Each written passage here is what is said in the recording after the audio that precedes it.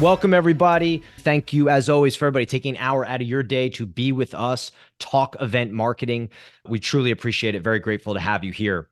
Today, we have Gerilynn Marburger. She is the Director of Global Events at Hewlett Packard Enterprise. And cool show today. I had an awesome conversation with Gerilynn when I met her, and it brings up a topic that I have unraveled and uncovered doing this podcast and being this industry, which is a lot of mentorship, path to success, and kind of what it really looks like and how event marketers can kind of help event marketers. So, Gerilynn, welcome to the show. Awesome to have you. Very excited to do this today. Thank you for having me. Always enjoy speaking to you. And also, one of my passions, as Matt knows, is helping young people mid-career, early career, to share my experiences and to help wherever I can. Because I've been in events for 25 years and I am still passionate about it as I was when I started. So I feel very blessed that way. Well, welcome to the show. Let's get started here. So first thing first, this is something that comes up in so many of the conversations that I have had. Actually, Tavar, who is here, has been on my show twice, once as an individual, once as a panelist. And this is some of the stuff we've talked about, his path, but also peer-to-peer mentorship and event marketers kind of lacking this resource, lacking the ability to understand how to build their career and how others have built their career. It's a bit of the Wild West in that case. This came up in our conversation. And when we started talking about mentorship, you really kind of lit up, which was really cool to me. So I just want to know, where does that come from? Where does that passion of mentorship, helping others, where does it come from? Okay. I would have to say it sounds a very strange path, but I come from a family of engineers. I grew up in California in the Silicon Valley. I have 7 brothers and sisters. 6 of them are engineers. I went to Cal or Stanford or some variation on that. And so when I was in college and I was a mass communications major, I was, as we all do, asking my brothers and sisters and asking my parents for guidance. And as we were talking about cats and dogs, I got the typical dog look like, hmm? Like they had no idea what to do with me, how to guide me, what direction to point me in. And for all of their professional experiences, it was so far removed from what it was that I wanted to do in marketing that they just didn't really know how to help me. And so I kind of over the years have honed this to be one of the things that I really feel strongly about because I didn't have that. And there's a lot of times I either speak to colleges or my children, my adult children's friends about, doing their resume, networking, connecting them with people because I didn't have that. So, and I know in this day and age, it is so important because people no longer do like what their parents did as a job. Very few people do that. They usually go into some other area. So that was the foundation for how I feel so strongly about this.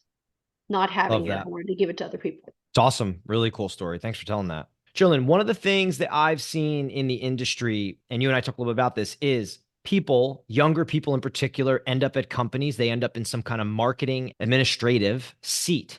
And then they get what I say thrown to the fire. Someone comes in their office and is like, hey, need someone to handle these trade shows, need Put on a someone to show. coordinate this. Yes. And they're like, go. Yeah. And I've always said, I think it's extremely unfair. I think there is a huge knowledge gap. I think there's a lot of investment into events. So it's a huge spend, right? You're on display for your peers, what gets put together. So how does that relate to kind of your story? And then now, like, do you think that's a unique thing I'm describing or it happens more so often than not?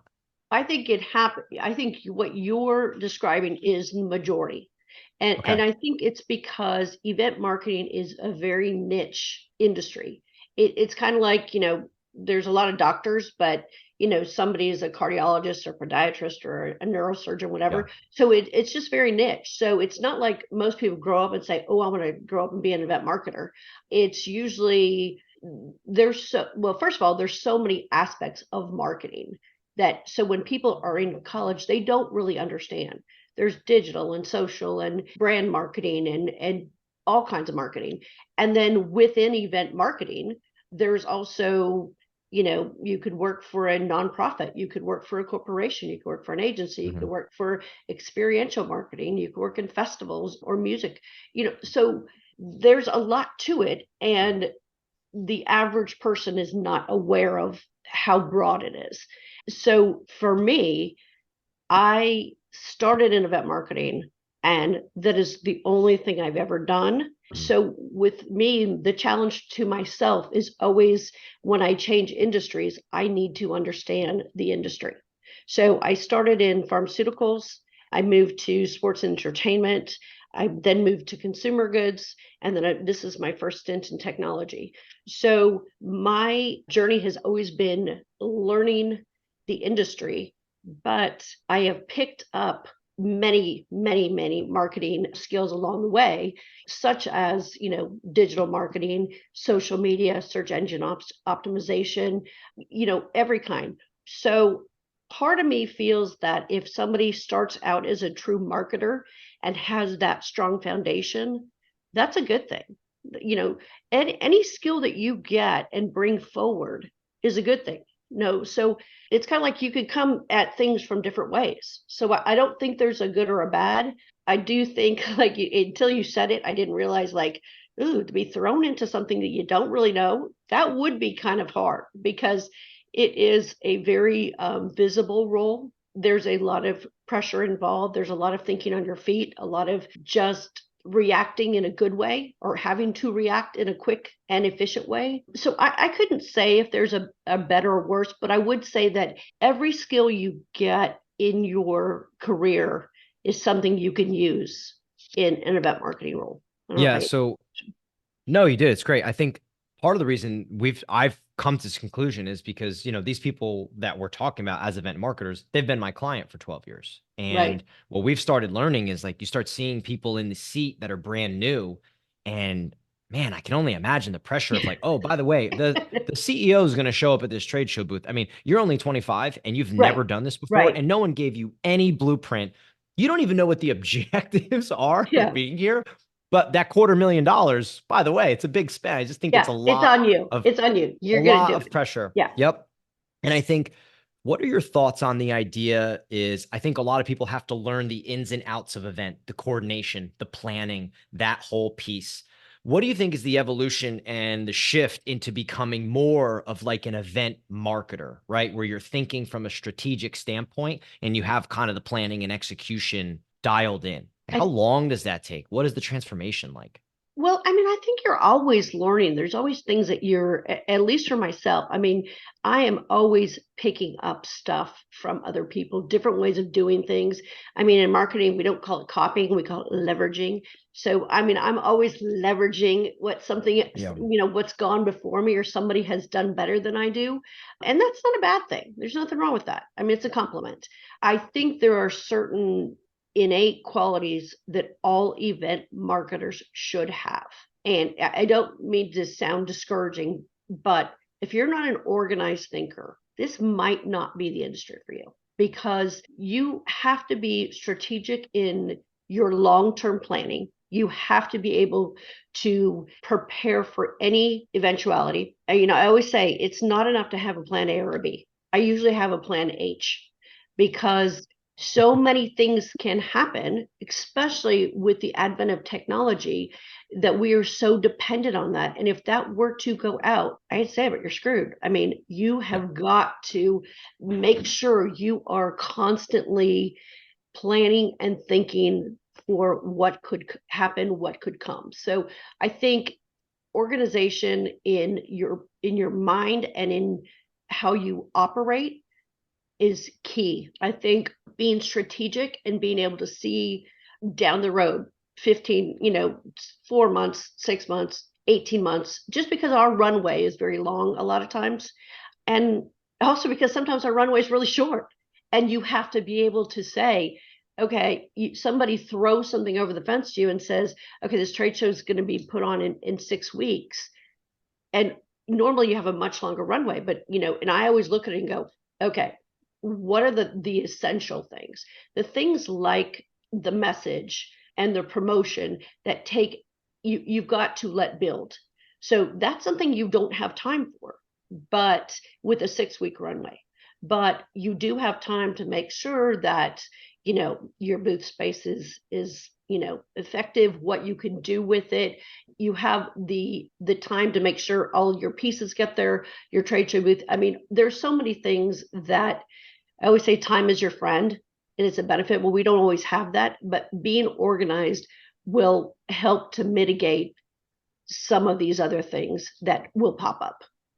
Yeah, so two things you said there I really like the idea of breaking it down into time and basically saying like time only allows you to do what you can do, Yep. right? So you can, if you have a short runway, you have to get the basics, you have to get the Yep. planning, you have to get the coordination. And when it comes to strategy and understanding the bigger picture of what's going on at these events, is you do need more runway, you do need Yep. more time, you do need more planning. You had mentioned earlier about being a lifelong learner, right? Yep. Always learning, taking from people. I love that. I feel that way. I feel like I just constantly rip people off all the time. Like I hear something, I'm like, I'm using that, right? All the time. So what is something that, an example or story like in your life, recent past, where you've gotten advice or you've kind of taken something from someone where they gave you a tip idea that you've used that really worked out well? There's so many. It's crazy because and there were certain things with event marketers that, after 25 years, I wish I had a silver bullet. I don't. I don't have Hmm. the answer to things. Two of the things that I constantly struggle with, and I'm always looking for advice. So people in the chat, if you have, thoughts, please shoot them my way. The two things that I still struggle with is, KPIs and measuring, metrics, event metrics. It is a very difficult thing to measure, and it's become more and more and more important. And personally, I like that because I like to be held accountable. I don't like to do things just to do them or just because they've always been done. I like them to mean something. And so that's one area. And I don't know if it's difficult because some metrics are very intangible. They're meaningful, but they're intangible. Like people could, you could have had 5,000 booth scans and people were coming to your booth. And so that's a good anecdotal measure. But you also then have to look at it and go, okay, was I giving away, free coffee? Was I giving away an iPhone, 15? Why was I attracting so many people? So I think that's one of the hardest things for me with the lead follow through.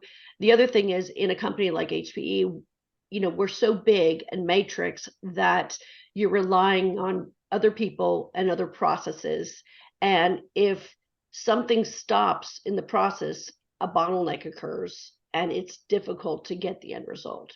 So that's one thing I struggle with. The other thing I struggle with, and I think I just was having this conversation with an early career because she was like, she calls me Miss Gerilynn because she's somebody I knew from my neighborhood. She's one of my friend's children. She's like, Miss Gerilynn, how do you get people to come to your events? And I said, Mia, that is one of the most difficult things.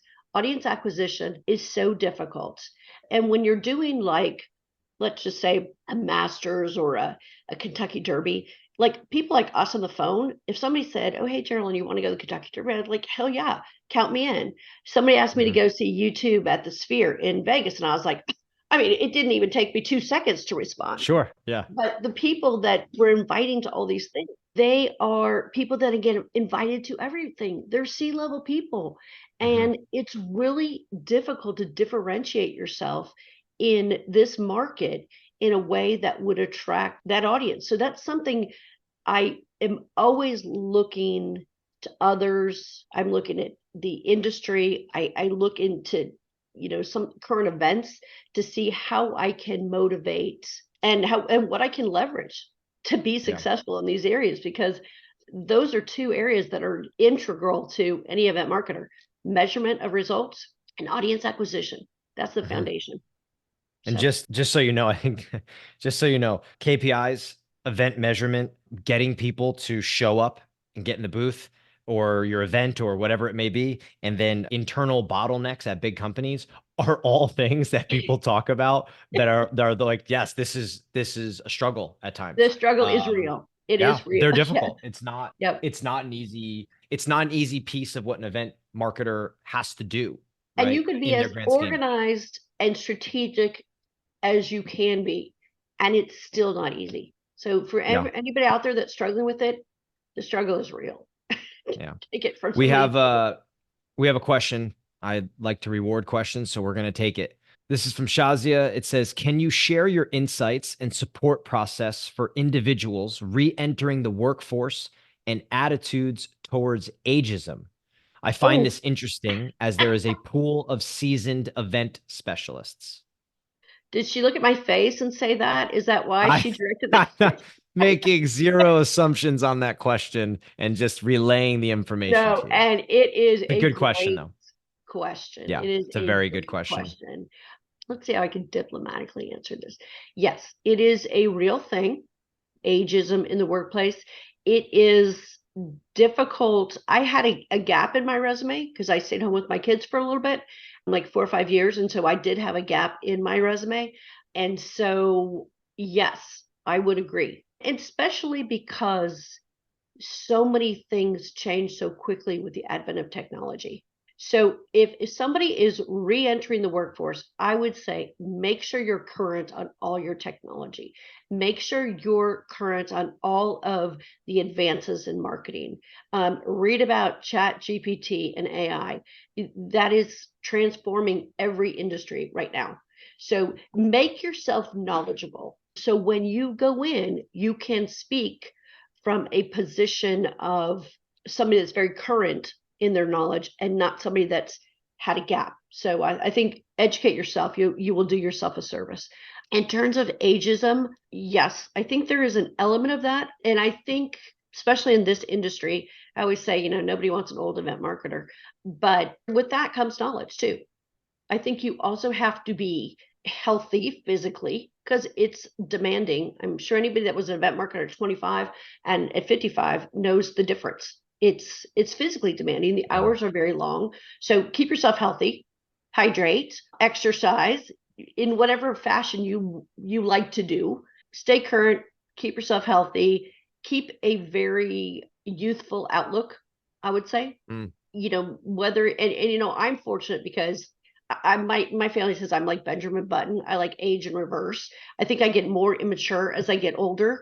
And so I'm like still like to go to concerts and I still like to listen to music and I'm, still doing things, go out to bars and party and do whatever. So I think keeping yourself current is important. And I think there were some variables that are beyond your control and not to be disheartened. The older you get, the more money you make. And that's a challenge for a lot of employers because if they can get somebody that's 40 that's making the half of what you're making, but has the amount of experience, that's a trade-off. And I just think that when it comes to age, people look at how long you will be working for. And again, that 40-year-old has a longer runway than the person that's 55 or 50 or whatever. And I'm sure that's not politically correct what I said, but that's my thoughts on that. It's a great answer, Sazi. I think it's an awesome question. I would think, I mean, I'm in a unique situation, right? I would say I'm younger, right? I'm 38, and I'm in the fortunate position where I do hiring, right? Like I hire people at my company. Yeah. But what I guess the advice that I would give you, and I don't have a ton of experience in corporate America in that sense, so I don't know how good this is, but I'm a big proponent of like elephant in the room authenticity. If you are going to go somewhere, you present yourself as who you are. And I think Gerilynn touched on it a little bit with like that energy, right? Like age is only one thing. And I don't want to say it's just a number, it's cliche, but like I gravitate as someone who does hire regularly. I gravitate to an energy. I gravitate to an authenticity.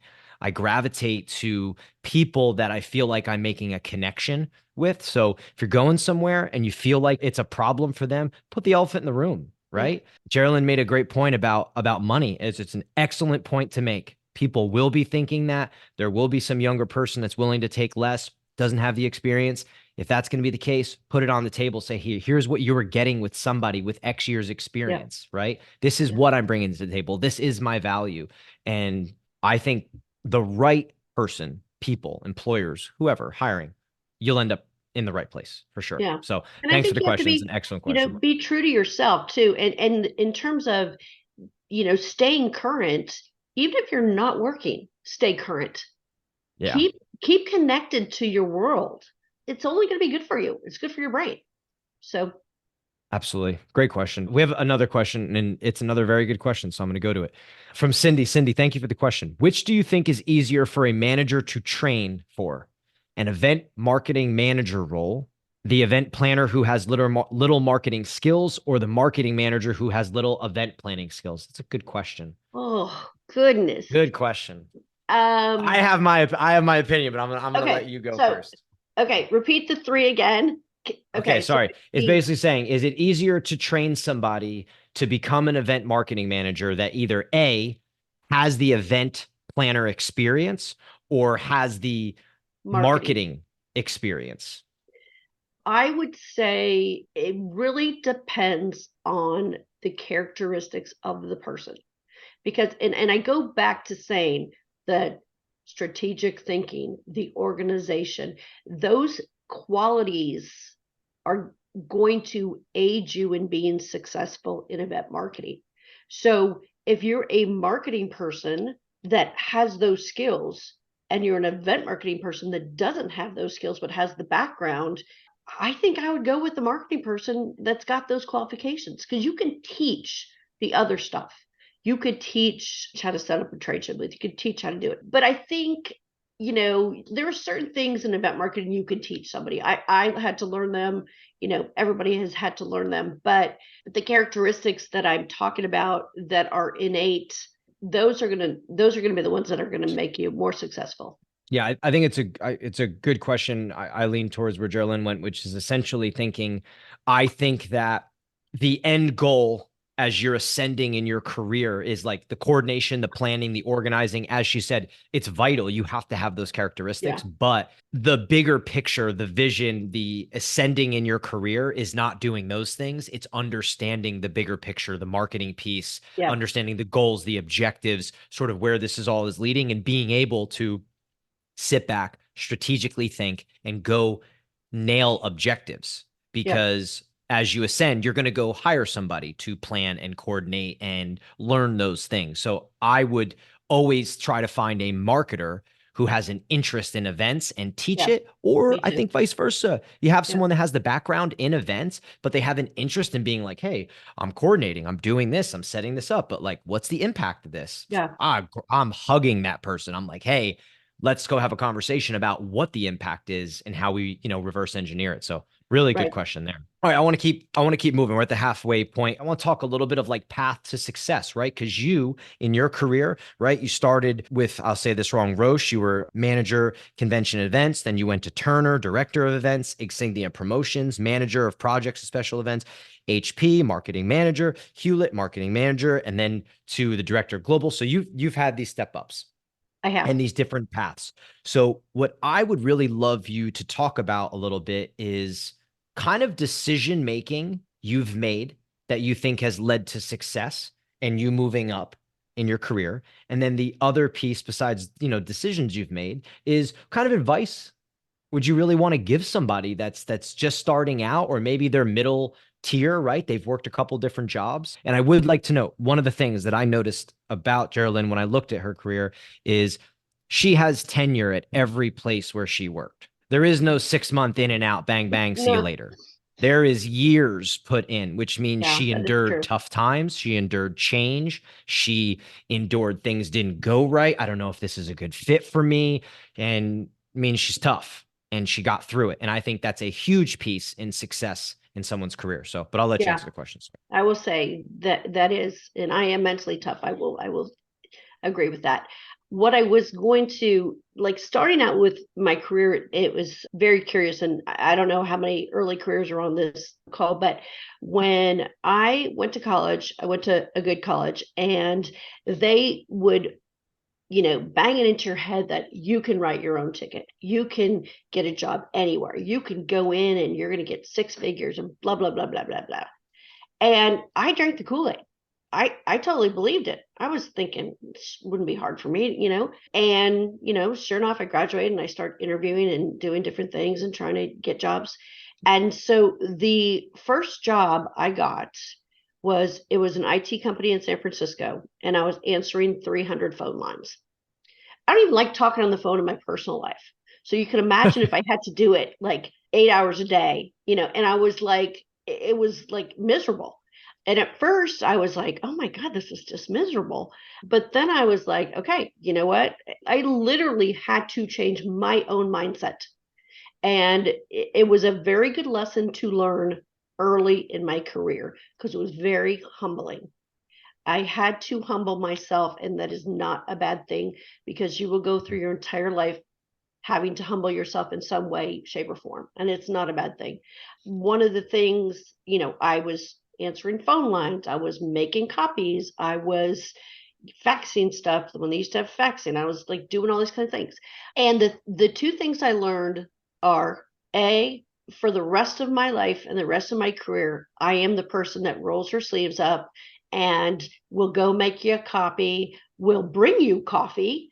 Even if I am whatever role I'm in, even if I'm the lead person, the most senior person, you know what?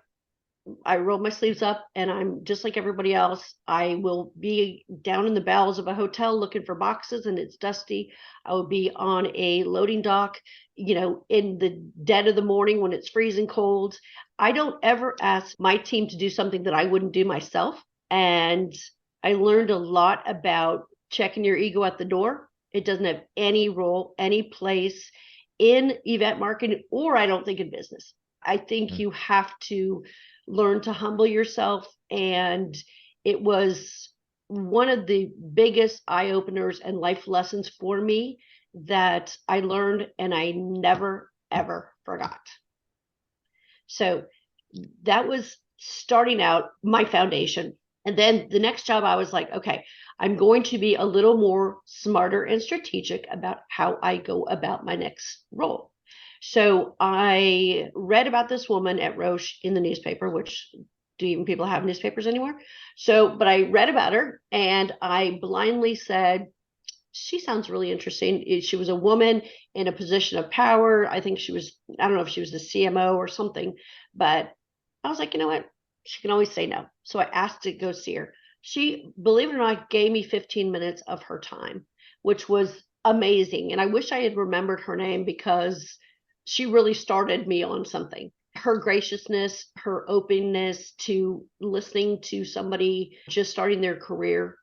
And she recommended me for 2 roles at Roche, and both were in the event marketing department. And I got to choose which one of those they chose me, I guess. I didn't get to choose them. But so that was an amazing thing that I learned. And just so everybody on this team knows, it's not always one step forward, one step forward, one step forward, one step forward. Okay. Sometimes there's steps back, sometimes there's steps to the side. So, because one of the questions that you had asked me is when I moved to Turner, and did I move there as in that role as director? And I did not move there. I interviewed as the assistant in the event marketing department, even though I had been a manager at my previous role. And there was a lot of reasons for it. Primarily, my husband, who's a huge sports fan, they were going to give me tickets to the Braves, the Atlanta Braves and the Atlanta Hawks and all the concerts. They paid me nothing, but he's like, who cares? This is so great that you get to have all these perks. And I was like, okay, well, okay. So, but the good thing about that role, and I feel like I'm jumping around because Matt had all these questions and Ish to be prepared for, but so I took that role, and then within 18 months, I went from the assistant to the manager to the director. But it was a combination of the company. It was a combination of the company culture at Turner, because you think about a company that's been started by Ted Turner, who is like a renowned maverick free thinker. That was the corporate culture there. And if you had an idea, they would allow you to run with it. And it's an amazing thing. That's an amazing opportunity to have. So my career wasn't as strategic as it looks like on paper, because there was a series of, starts and moves and this and that. So I don't think I answered your question very well, but No, you did. You answered my question and then you answered more, which is great. So I think there was so much good stuff you said there. I don't want to ruin it by adding on top. I want to go back to one thing that you said, and the idea of reaching out to someone that you didn't know. yeah, Right. And I think in the chat, Tavar wrote, one of the best things we can do to help our industry thrive is mentorship and recognizing someone's potential beyond what's on paper. Right. And I think particularly you and Tavar are in seats where you can be those people. You can be yeah, the one. Chris Lockheed the other day wrote on LinkedIn, he said, he goes, if you happen to make it to the mountaintop or something, throw down the effing ladder. yeah. Right. Like, and I think it's such a Help everybody cool, else up. Yep. yeah, cool quote. But I would also say with that, if you are the one, if you're looking, if you're aspiring, if you want a director job, if you want to build, so much of what you just said is so true. Doing the dirty work, be willing to do anything. Know that everything's not going to be easy. You're going to Yep. have days where you're like, this sucks. This is not what I want to be doing. But Yeah. there's so much to learn inside of that. And then have the confidence, which is tough for some people. And I understand that. And I know it's difficult, but to reach out. Take a chance. You never Yeah. know the relationship you're going to make that's going to land you in something, and it opens your eyes to maybe something different. So that was excellent advice there. I had actually something that I was this thinking. One of the questions that you had for me was advice to my younger self, and it has to do with the things that I had learned. And there are three things that I would say. One, I already told you guys: be curious, learn as much as you can. The Yeah. world is so big, and there's so many things that you could draw upon to be more successful in your current role. Second thing, don't be too hard on yourself. Mm. You know what? Sometimes you are going to take a step back, and that is okay. Sometimes things don't turn out the way that they're supposed to, and in the moment they suck, but they will get better. And it is part of that being confident in yourself and your knowledge. And then the third thing, and I told my kids this growing up. I hate to say it, but no one is looking at you. Everyone thinks, oh my gosh, if everyone's going to look at me, they're all looking at me. I hate to break it to you. No one's looking at you. No one's looking at you. So if you have that mindset, you won't be nervous to take a risk, to try something new. Because guess what? Nobody's looking at you. I mean, Mm. that sounds mean, but it really is true. And Mm. that I kind of That is use true. because I'm like, whatever, I'll try it. If I'm terrible at it, I'm terrible at it. There's a lot of things I'm terrible at, but taking risks and letting your freak flag fly and trying new things. What do you have to lose? What do I have to lose of writing to that woman?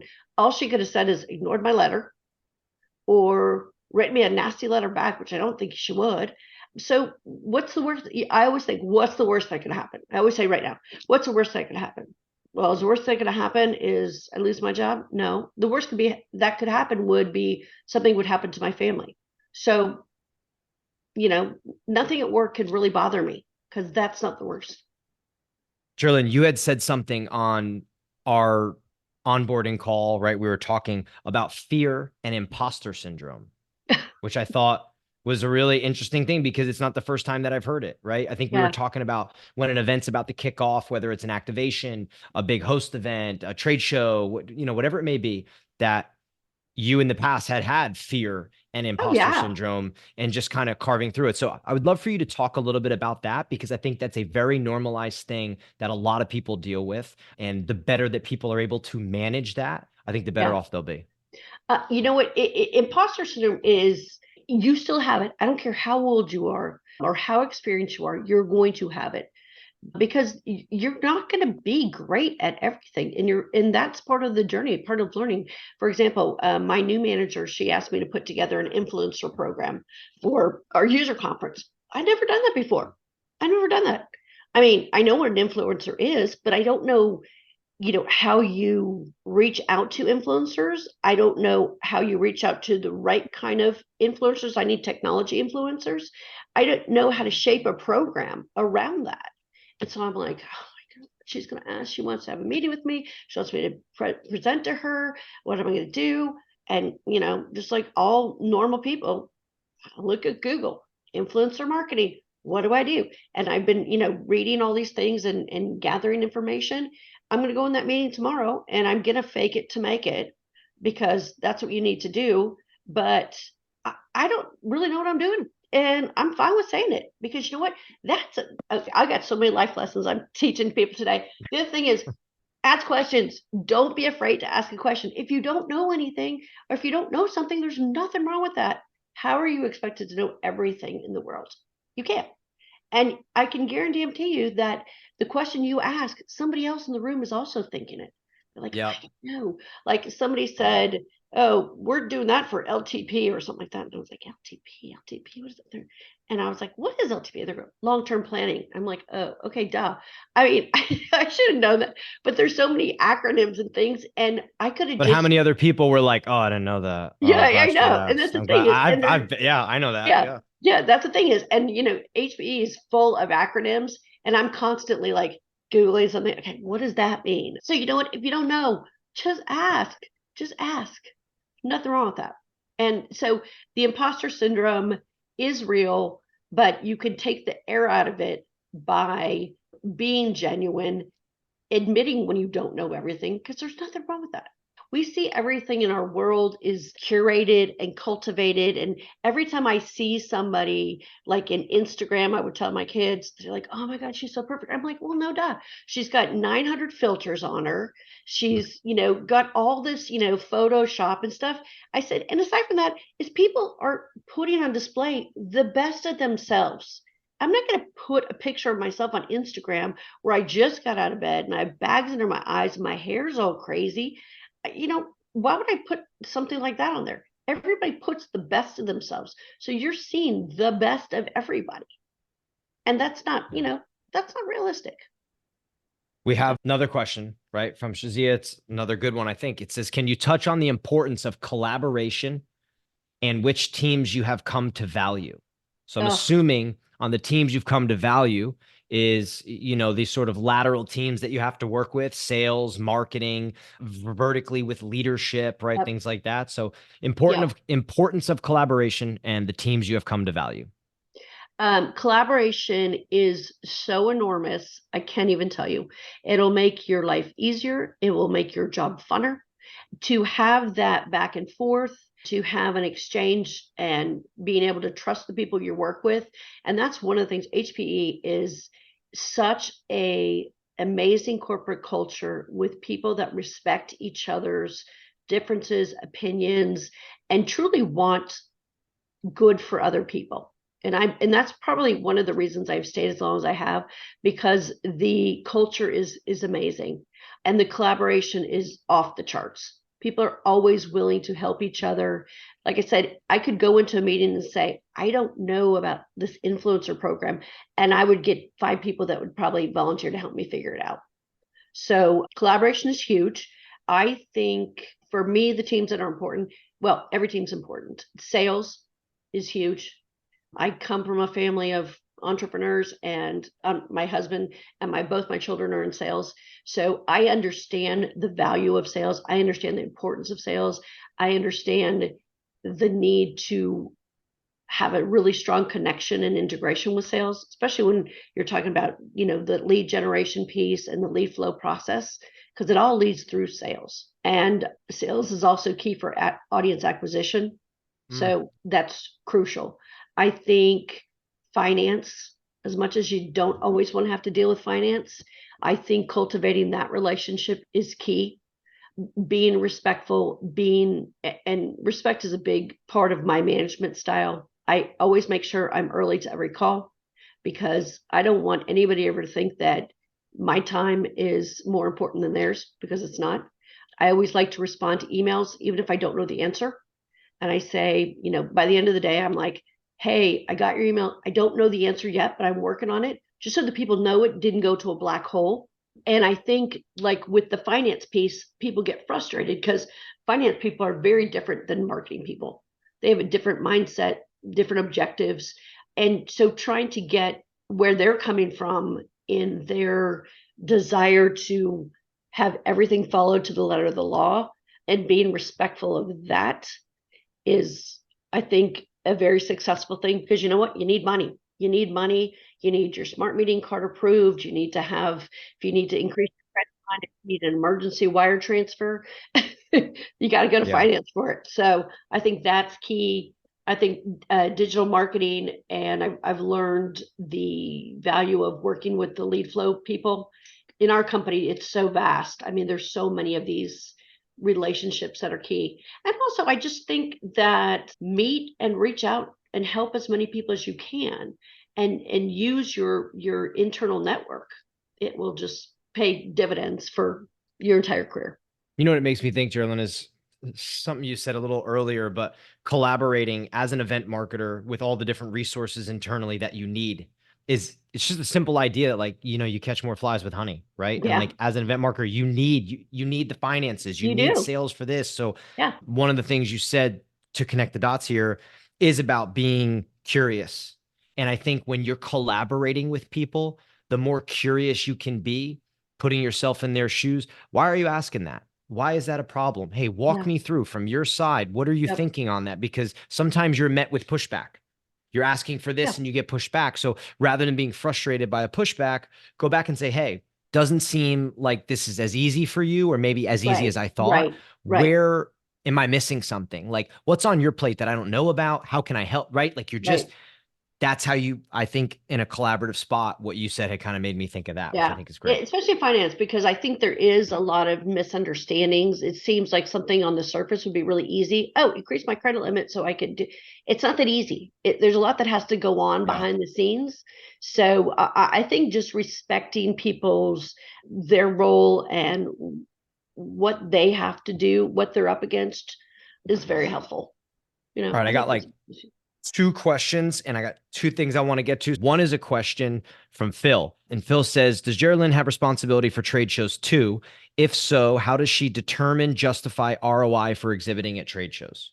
That's a really good question, Phil. Yes, I had a break in the trade show business when I was really focused on events at HPE. And then with the advent of the pandemic, we shifted back to really focusing on trade shows. So the last 3, 4 years, that is primarily what I've been doing. In terms of ROI, we do at HPE, we do two different things. We have what we call our digital signals, which is just a like a booth scan, or somebody coming by the booth, but not, maybe somebody requested an email address for something, or what's your company website. It's not a hot lead. It would be just more of a cool or warm lead.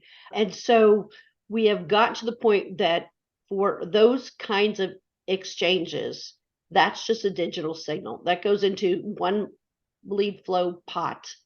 And if you gather enough digital signals, and digital signals could be like a booth scan, it could be somebody goes online and requests a white paper, somebody repeatedly asks for a test drive demo online or something like that. Enough of these digital signals will feed into an actual lead, but those take a while. But at HP, we've started not focusing so much on following up on all those, not lesser exchange, but not as qualified exchanges, and putting our time and effort into the things that are more like one-on-one meetings, one to few, one to many. We've really beefed up our meeting programs at trade shows to the point that we have, I mean, that's a metric that that's a thing that we start measuring, because if somebody is agreeing to a meeting with a salesperson, that is an exchange, that is much more of a connection than a booth scan would be. So that's kind of a solid thing that you could really explore and expand on. So those are the two of the ways that we do it. I hope, Phil, I answered most of your question. And how we determine what we go to, I think it depends a lot on the company strategy, what it is that's important at that time. Like I was saying, AI, everything is about AI right now. So anytime an AI show comes up, everybody's antennas are like, ooh, should we go to this AI show? Should we do this? Cloud shows, cloud native shows. I'm trying to think of some of the other things that we do. And I think, which I hadn't had a chance to touch on it, but I'm a huge proponent of historical data. Historical data to me is the holy grail. and I keep everything so I can go back, because what came before helps predict success going forward. And if you look at your numbers consistently at a trade show and the numbers have steadily declined and the amount of solid exchanges has dropped, there's no reason to go back, even though if it's something that you've always done. There isn't a reason. You don't do it just because you've Say always done that it. louder. Say that louder. And You that's don't coming do from it because you've somebody always done it. I that's know. coming from yeah. Say it louder though. Honestly, if not giving results, you Don't do don't it. have to go back. Yes. Things change. I mean, Love that. what your company's looking for, it changes. I would hope it would Yeah. evolve. And so your breadth of trade shows you attend needs to change too. Good question, Phil. Another question from Dominic here. It says, for a mid-career jolt, what jumps out to do more and attain? Certifications, MBA, specialized degree. With vertical and horizontal moves within an events career, that thing, in quotes, can reboot into the next level. So what's something mid-career that can maybe help jolt your career in events? Is it a certification? Is it anything in that space? You know what? I think, like I said, as a lifelong learner, I really like the idea of certification. I think those three little CMP after your names, when you go into a situation, it immediately validates you because people know that you went through that training and you started something and you stuck with it. So I think that's a very visible means of separating or differentiating yourself from the rest of the pack. I think putting yourself out there, whether it's in a situation like this, on LinkedIn, or saying yes to stuff. Just, somebody like, Matt contacted me and was like, hey, you want to do this? And I was like, oh, I don't know if I have anything to offer, but, sure. I'll say yes to stuff. Try it. Join a podcast like this, do some research, go back to school. Even if you don't get the degree, go back to school and take some classes, educate yourself, subscribe to a new magazine, subscribe to a magazine. Like for me in technology, I'm terrible at technology. I am the worst, and I work in a technology company. So I'm always trying to educate myself because this is an area I'm not good at. So there's a lot you can do informally to inform yourself. And I think there is decent education out there, Dominic. There is certain, when it comes to like meeting planning, there's specific trade show stuff, Yeah. there's event, there is education out there. I can tell you it is pretty good. Like some of the stuff that they are teaching, it is about finding ROI, measuring, planning. I mean, it is the full gamut. And there is a lot out there. I think those are good. What I do like that Gerilynn said that I just want to dump on top of here is the say yes to things. I think that's a really cool answer, because the more stuff you say yes to, the more experience that you get, the more people that you meet, the more doors that become open for you. Gerilynn, one thing I did want to talk about, and I have some questions, we'll keep funneling here, but I want to ask you about, was you had mentioned something to me in our initial call. I was asking you about your role now. I was asking you about like strategy and kind of like how you run your events, but you had said about kind of getting in your customer's shoes and the importance there. Can you talk about that? Because I think that's really a good topic. Yeah. I've always kind of approached marketing as like a sociologist, because sociology is the study of like the world around you and the community. So marketing is much the same. Like community is your audience. Then you have to look at the people within your community, and that's like your target audience, and that's your demographic, like who it is you're trying to market to. So I've always approached it from that standpoint, is trying to get into the head of my customer, what they want, what is missing. And you find out a lot from what you do wrong. You could really learn a lot from what you do wrong, because then it tells you what it is that you're off the mark on, and what your customers want that you're not giving them. So I think a person that can get in the customer's shoes, and it's as simple as when I'm at a trade show and I know how many steps I have to walk to get to my booth, and then from there how many steps I need to go to my meeting space, and directionally, is there enough signage, is there bathrooms, is there stuff along the way. So I think about that. I'm kind of, okay, I plan my meetings. It's going to take them 15 minutes to get from the show floor to the meeting center. They're probably going to want a glass of water between. They're probably going to take a bio break. Looking at those kind of things to make the customer journey as pleasurable as possible contributes to having a successful event. Each of those little things, devil's in the details, all of those little things make up the big thing. And it's, by the time, if somebody has to walk a half a mile in the Vegas heat to get to a meeting, they're not going to be in the most receptive frame of mind. No But way. if either you greet them with some water, or you have given them the quickest route to get there, or they could be indoors and on a skywalk, they're going to appreciate that. So put yourself in the customer's shoes. Yeah, I like that one from multiple parts of what you're talking about. I think when you're running events, you have to be worried about the experience, like the customer user experience, right? Like you just described. And then even from a marketing standpoint, right? Event marketing, like on the marketing side, Yeah, you market to people by understanding your customer. You don't market to absolutely. your customer by telling them what you think is cool. You Yeah. you market to them by solving their problems and resonating with them. So that's why I think it's just such sound advice. Another question here from Jessica. Jessica, thank you for the question. It says, what advice do you have for a young event marketing professional at a company with a fixed mindset? Someone that's not open to change, new tools or softwares or growth? Well, if you're not happy and you don't feel that there's opportunities for you, there's nothing wrong with seeing what else is out there. I think we've all been in situations where we're like, okay, this is just not working for me, and for whatever reason, and that's okay too. You can't, as Matt has said, like job hop. You can't just, every time something goes wrong, you can't just leave. That's not the way to do it. But when I was looking at kind of career opportunities, if you're somebody that there's two different ways of going in marketing, in event marketing. You could go to a large company where you would have security. You would probably have good, solid training and onboarding, but your growth is going to be much slower, and the mindset might be more established, and you'll have a harder time making inroads into that. If you're somebody, I think, like Jessica said, she is frustrated because people are not adopting tools and Change. Yep. change. Fixed Um, mindset. Yep. I say, that's the beauty of like the startup, a smaller company, an agency. You will work like a dog, no two ways about Mhm. it, long hours. Your training will be uneven. Some of it might be really good, some of it might be really poor, but the opportunity to be promoted quickly and to implement things will probably be easier because you're in a smaller pond. And I would think, again, it also depends on the corporate culture of where you are.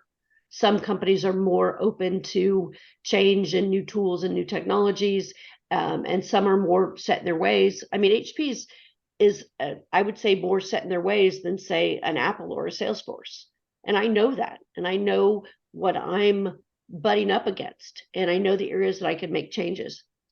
But if I was not happy in that kind of environment, then I know that I need to make a change. And that's okay too. Change is good.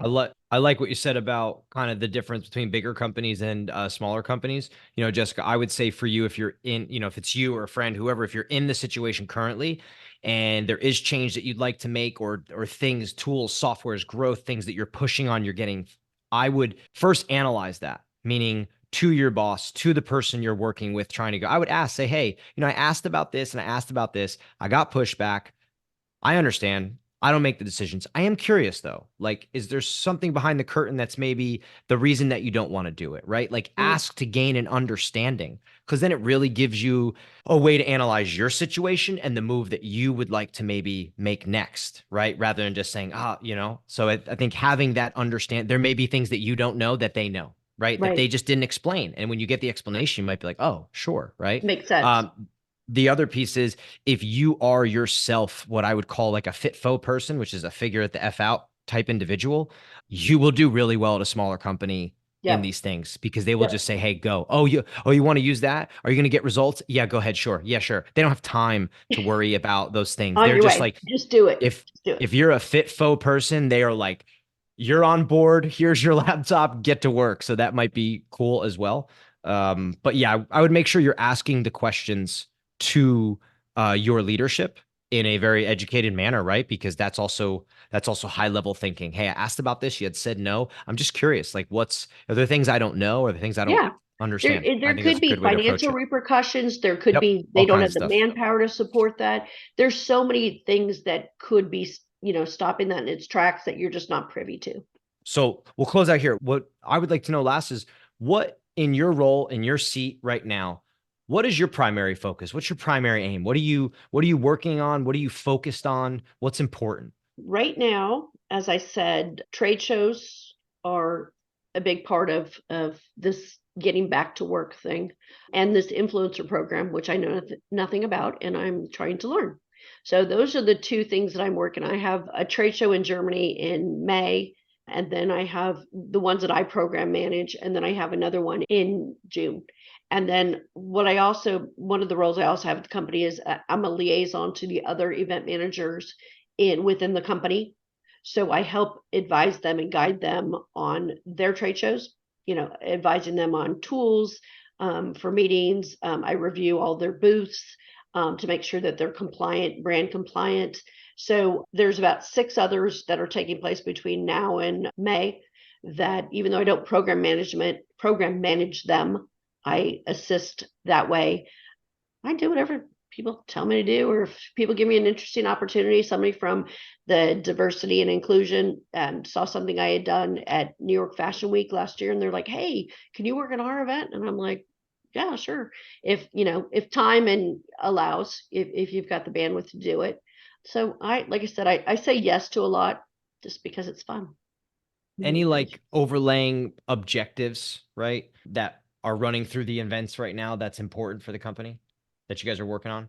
Yeah, building back audience post COVID, which Okay. you would think we were there, but we're still not there. The Yep. events has not come back as it did before, because I think with trade shows you can reach a broader audience in a short duration, whereas if an event you can reach maybe 15 people for 1 or 2 days, whereas a trade show you can reach thousands of people over 3 days. So we're still trying to build that back up, our audience. We're also the company is working on new logo acquisition, trying to attract as many new logos as we can. I think that's everybody. And then the age-old things that I always work on is audience acquisition, trying to find the silver bullet, and the lead flow KPIs, always trying to figure out that piece. So that's an ongoing thing. Love that. All right, we're going to do a wrap. Gerilynn, it was great having you on. Really good conversation Thank today. you. Appreciate everybody that showed up for the hour and stayed with us here. As always, really grateful to have everybody. Great conversation in the chat. Good Q&A. Gerilynn with great answers. Ton of fun. Gerilynn, thanks for being here. I know Ish put your information on LinkedIn in the chat. And please reach thank you out for to your me. time. Thanks for being here. I will respond, and I'm always willing to help people and in whatever capacity I can. So please reach out to me on LinkedIn. Wonderful. That's a wrap, everybody. Another episode of Event Marketing Redefined. We will catch you next time, 2 weeks here, same time, same place. Gerilynn, thank you. And we'll see everybody soon.